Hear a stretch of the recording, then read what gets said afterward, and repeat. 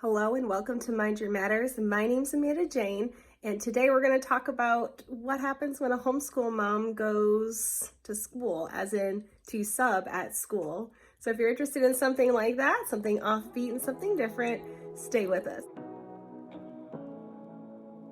On this channel, I do all things homeschool, home life, mom life, things of that nature. And if you're interested in things like that, you could consider subscribing and staying around a little while.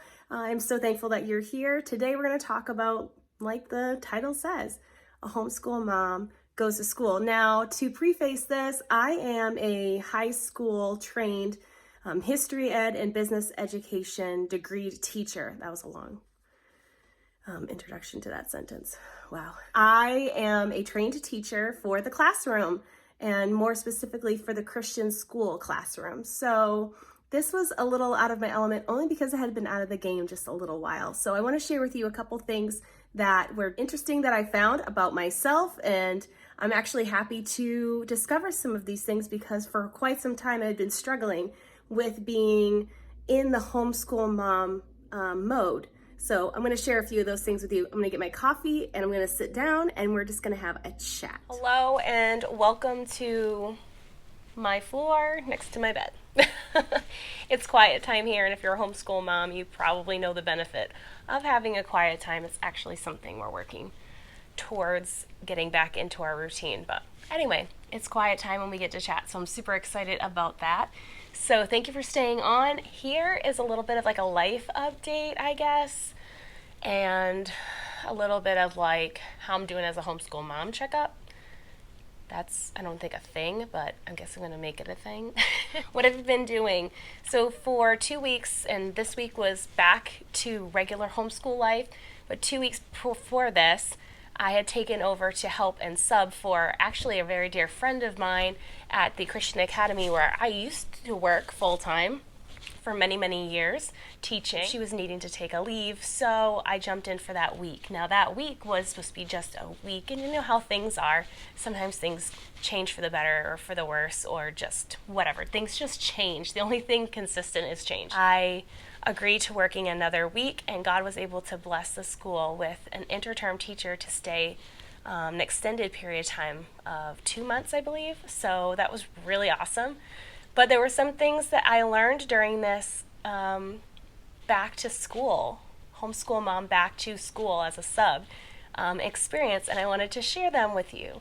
Some things that I learned about myself as a teacher and as a mom and as a homeschool mom more specifically.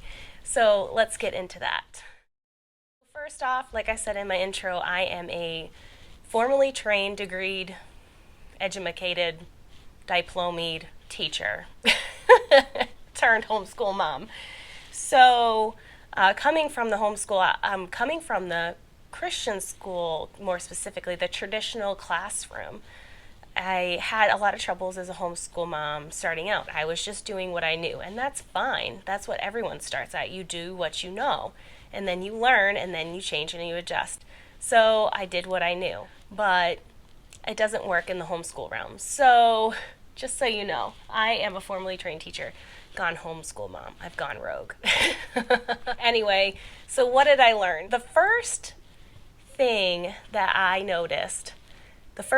noticed that I changed was my tolerances, like my tolerance level, more specifically for like the tolerance level of noise, distractions, any type of interruption, a change, needing adjustments. I was rolling better with that maybe than I was before, like Christian school teacher me and then homeschool me. You know, I'm used to having little ones run around. So my kids, if you are new here and you're not sure about exactly what I'm talking about, I'm a homeschool mom to 4 kids. I have a 3rd grader, a 1st grader, and a K5er, and then a preschool. So, you know, it does get kind of crazy around here. So in the tolerances, I've learned to allow a certain amount of distractions, a certain amount of change that's needed. Of course, you try to limit those needs for changes, those distractions, those changes in schedule by having a routine, a schedule. We know, we've heard this all through the homeschool world, but sometimes things just happen. So I got I guess I'm better at being more flexible because I'm used to all that. So it was a pro in a way, but it was also a con in the Christian school because little things didn't bother me. I wasn't expecting, or I wasn't necessarily, my ear wasn't trained to hear like a pin drop.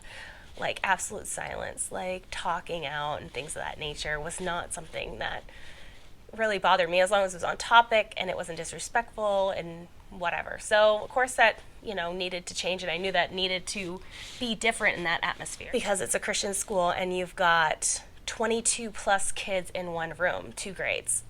So the teacher really has to hold a tight ship and have tight reins, on everything. So I was, receiving more noise and many more distractions because of the many more kids. And then the changes, I couldn't change something. Of course, I didn't want to, but I was trying to follow the schedule as strict as I could. In the time frames, like math starts at this time to this time for 3rd grade, then you start it with the 4th grade, and then you do combined this, and so on and so forth. So the schedule was a bit rigorous for what my homeschool mom brain was. Perfect for the Christian school, though. Absolutely amazing.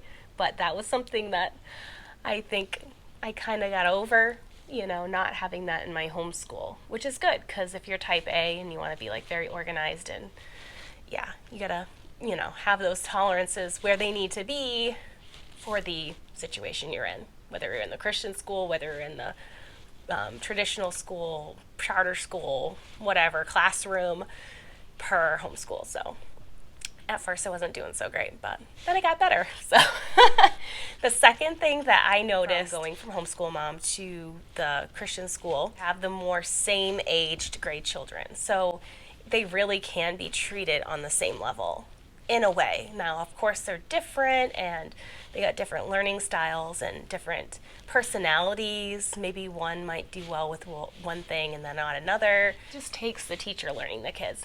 Just like we do at home as homeschool moms, we learn our kids, we know our kids better than anyone else. And not to school teachers, they definitely love their children, and the school that I was subbing at and have worked at in the past, they love the kids. It's not the regular, you're a number, in and out, give you a slap of a grade on a paper and thank you for your business. That's not how it is. It's a ministry and it's an opportunity to raise up children that accept Jesus as their Savior and go on for Him, for the Lord. So that is a ministry that I love to be a part of, and that's something that I learned. You got a lot of kids at the same level. They can all run in the same direction because they're all on the same level. You're teaching 5 or 6 or more 3rd graders, and then you're going over to the 4th grade, you got 10 or so. So you definitely have more opportunity just to be very, structured. And here's our lesson and so on. And if you have to give special help or special attention, you walk the rows and you do the work and you give the help. That was different because usually it's one-on-one, and we have some combined stuff in the homeschool, but it's not something that happens all the time. Like I'll read history aloud. I definitely want to do some more reviews on how we do our Abeka, and we even use older materials of Abeka. So if you're interested in something like that, comment below. We will read aloud and use our Abeka books as more like Gather Round, His Father's World. I don't know all those brand names. Anyways, we do a whole bunch of that. So if you're interested, just pop that below. But without keep going on rabbit trails, what else did I learn? I was subbing in 3rd and 4th grade. So I did have some crossover that I had to go from one class to the next because they did have like their class specific. What I would have as a spine in my homeschool is exactly what they have in their specific grades. So they'll have 3rd grade math, do their 3rd grade math, 4th grade math, and vice versa with language, with reading, language arts, all that stuff, phonics, whatever, title you put on it. They had that spine stuff was just their grade specific. So that was good, but it was also challenging. There was also group subjects in the way that everyone was doing together Bible class, which I love teaching Bible. We did Joseph, and it was so amazing. Anyway, I did very much enjoy my time there, but I did see, there has to be some fluff. Now, I don't mean that as like a negative, mean word. for the sake of another word, fluff is just filler. And it is used for a purpose, like they're writing their Bible verses, they're writing their reading words, or what have you. Those things, that time is filled up when the teacher is going to the other grade level to teach whatever lesson's going on. That can be challenging. In group time, they're more neck and neck because they are in the same grade. So the competition is hotter. It's not, oh, my 9-year-old can blow everyone away, but I'm going to give like a specific question to different, I don't know. It was just a little different. I'm sure there's similarities that I'm totally missing, but I was just trying to think about some of these things straight off. So the group time, doing anything, even just like passing from lunch to snack to back to class, to out to the gym, to out to recess, to out to do PE. You have a large group of people moving from A to B. We're having to walk in a line. We're having to have rules so that we're not pushing and knocking people down and having injuries. Around the house, we don't have to move far. My house is relatively large, and I'm thankful for that. Not necessary, but that's what God's given us. But it doesn't take a long time to get to lunch, unless I'm being slow and not really wanting to make lunch, which kind of happened today a little bit, but that's okay. It was different because it was more same age children, the same grade children, and more of them. Tolerances were different, and also having more was definitely harder, and that they were all at the same level and all of that. Lastly, but not really lastly, just like the last thing I thought about when I was jotting some notes down, was professionalism. Not that I've lost my professionalism, but it's really like, it's like a business suit that you put on. It's like you're in work mode. You're in teacher, you are in homeschool mode, you are in mom mode, you are in making dinner mode, you are in resting and watching a movie with your family eating popcorn mode.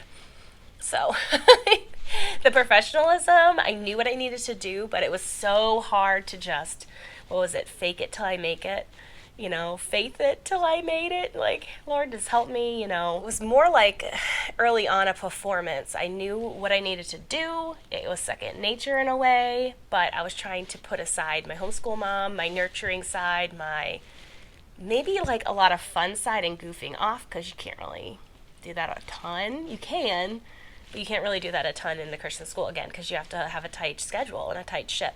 We can't always fool, because then we'll get out of hand and we won't get any work done, which sometimes happens in the homeschool, but we have all day with our kids and all week and all year, because I teach year round, so we don't really miss a lot. We can goof off and still get it all done, but it just doesn't work in the traditional classroom. It was performing a service.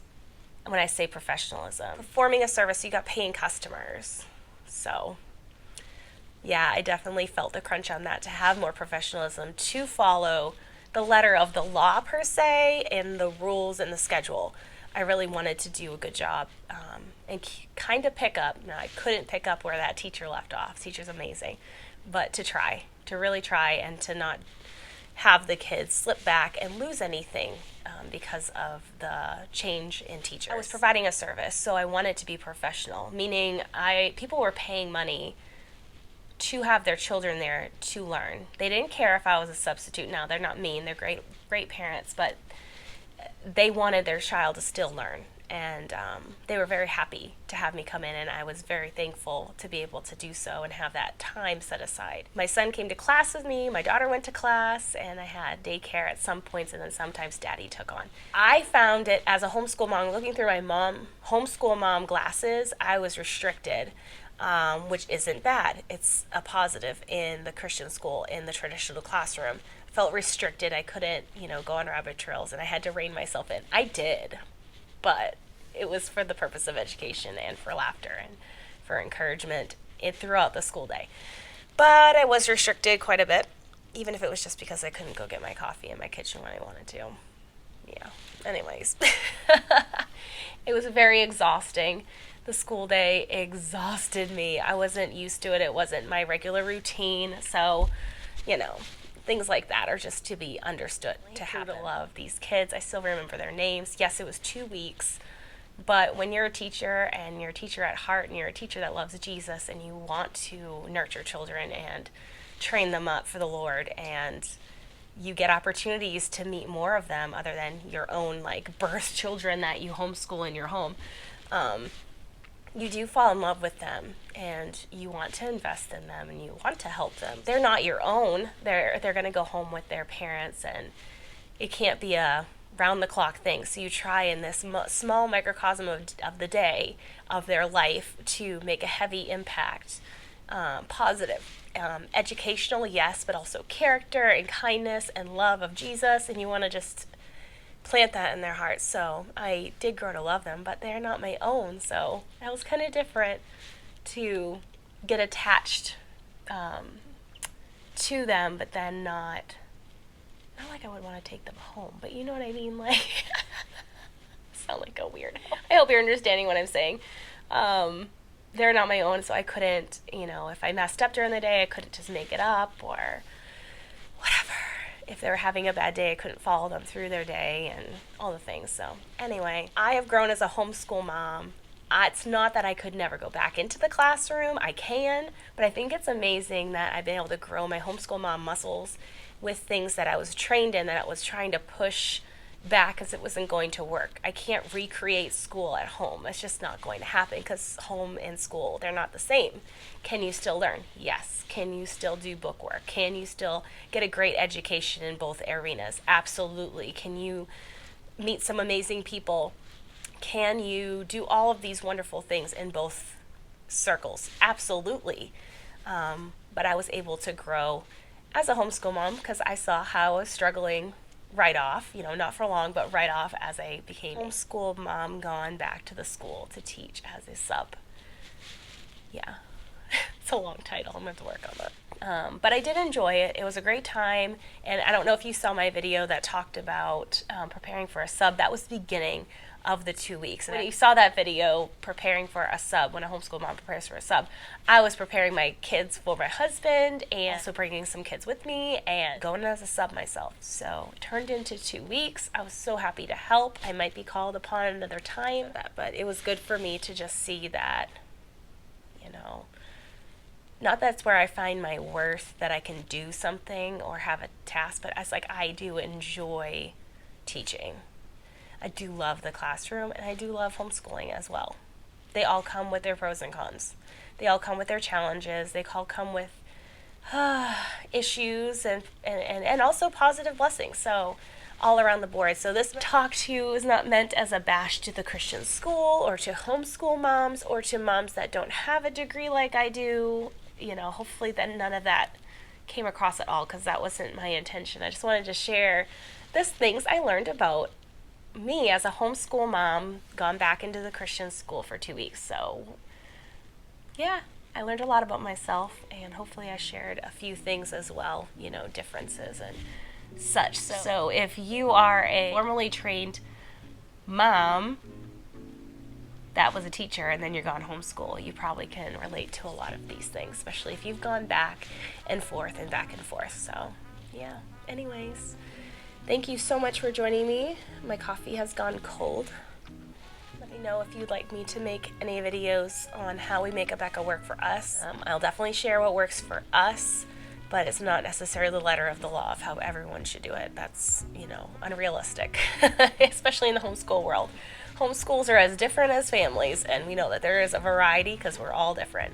So anyway, I can share something like that or some more homeschool material as we move forward in my channel. Thank you so much to all of you who have been faithful viewers and watchers. I am excited to be able to have this outlet to share and to encourage and hopefully be a blessing to you, and I enjoy this community so very much. So please, in the comments below, share and answer the questions or comments. I really love those. I read them all. I try to respond to absolutely every single one, so let me know.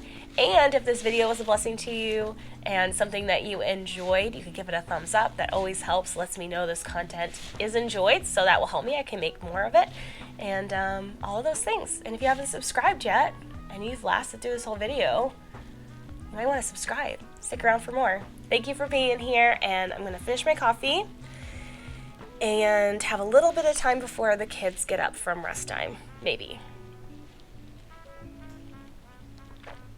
I'll go clean up the school stuff, or I'll just finish my coffee. We'll see. What should I do? Let me know. Thank you for being here, and we'll catch you in the next one. Bye! My foot went numb. Stinks getting old.